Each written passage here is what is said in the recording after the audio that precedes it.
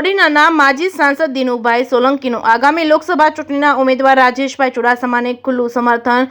કોડીનાર ખાતે યોજાયેલ એક બેઠકમાં સંબોધતા તેમણે જણાવ્યું હતું કે ભારતીય જનતા પક્ષે મને ધારાસભ્ય અને સાંસદ પણ બનાવ્યો છે। આમ પક્ષે મને ખૂબ જ આપેલ છે, એટલે જ આ ચૂંટણીમાં તમામ જાતના મતભેદ ભૂલી ભ્રામક વાતોમાં આવ્યા વગર ભાજપના ઉમેદવારને વિજય અપાવીશું। એટલું જ નહીં, ધારાસભ્યની ચૂંટણીમાં કોડીનારમાં ભાજપને જેટલા મત મળેલા છે તેથી બમણા મત આપી ભાજપનો વિજય કરવા હાકલ કરી હતી। JKS ન્યૂઝ ગુજરાતી સાથે મહેશ વાજા, સોમનાથ। પાર્ટી એક સરસ મજાનું કામ કરે છે। આપણને જોવું છે કે આપણને પાર્ટીને કેટલું આવ્યું। મારી વાત કરું, મને 3 વખત ધારાસભ્ય મારી પાર્ટીએ બનાવ્યું, એકવાર મને સંસદ સભ્ય બનાવ્યું, ક્યારેક મને બી ના આપે, મને મન તો થતું હોય નહીં, ચાલો હું લઈ લઉં, પાછી એમ કહું કે ના ભાઈ મને નથી ટિકિટ આપી તો હું તો ભાગી જાઉં, એવું ના થાય।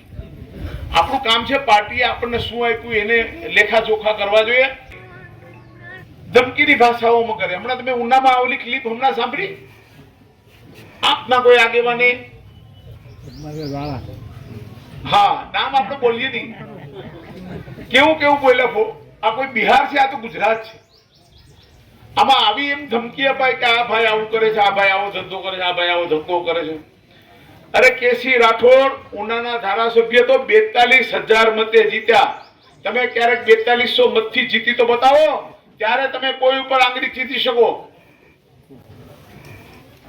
મારો કહેવાનો મતલબ શું છે?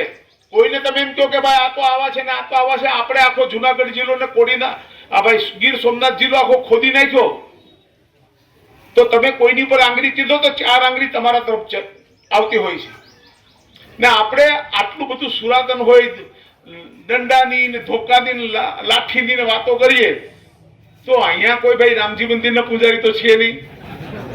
અમારે કઈ લાઠી લાકડીને કઈ કેવું નથી, પણ તમારું નામ જ કાફી છે ભાઈ। કહેવાનો મતલબ શું છે કે આપણે ચૂંટણી લડીએ છીએ, પ્રેમથી લડો ને, ભાઈચારાના વાતાવરણમાં લડો। તમે સીધું વાતાવરણમાં ધમકી નો દો ને ભાઈ હું આ કલરનો જબ્બો પહેરું છું, આ કલરનો બધા પહેરે ભાઈ, લીલોય પહેરે, પીળોય પહેરે, કાળોય પહેરે, ધોરોય પહેરે। જબ્બાને શું લેવા દેવા છે? તમે તમારે વાત કરો, તમારી પાર્ટીનું મેનિફેસ્ટો કયો, તમારી પાર્ટીએ કરેલા કામે કયો, તમારી પાર્ટીની વાત કરો। તમે લોકોમાં શું બતાવવા માંગો છો? ભાઈનું સામ્રાજ્ય ઉભું કરાવવા માંગો છો? આ શું બતાવે? આપણા જિલ્લામાં આવું કોઈ દિવસ થતું જ નથી। આવી ભાષામાં તો તમે એમને જીતાડવા નીકળ્યા કે હરાવવા, એ અમને સમજાતું નથી। ભગવાન તમને આવી સદબુદ્ધિ આપે, તમે તારે મંડો ચારી કોર માઇક લઈને ધબધબાવા। મારું કહેવાનું એવું છે કે આ વિસ્તાર એ ટાઈપનો નથી। સામે રાજેશભાઈ બી એ વૃત્તિના માણસ નથી, એ પોતે બી એક સીધા સાદા પરિવારથી આવેલો માણસ છે ને। આપણે 2 વખત આપણી પાસે આવ્યા, ઘણા ને હોય, તમને આમાં વાતો ઘણી આવતી હશે, દરેક સમાજમાં, મારા સમાજમાં, બીજા સમાજમાં, ત્રીજા સમાજમાં, જોજો ભાઈ ઓલા આમ કરવાનું છે, ઓલા કોઈ કાંઈ નથી કરવાનું। તમને કહી દઉં, ભારતીય જનતા પાર્ટી કોડીનાર તાલુકાની અકબંધ છે અને અકબંધ રહેશે। અમે બધા પણ અમારા ભાઈની જેમ રાજેશને પૂરેપૂરા સોમનાથ દાદાની સાક્ષીએ ખુલ્લે આમ મદદ કરવાના છીએ।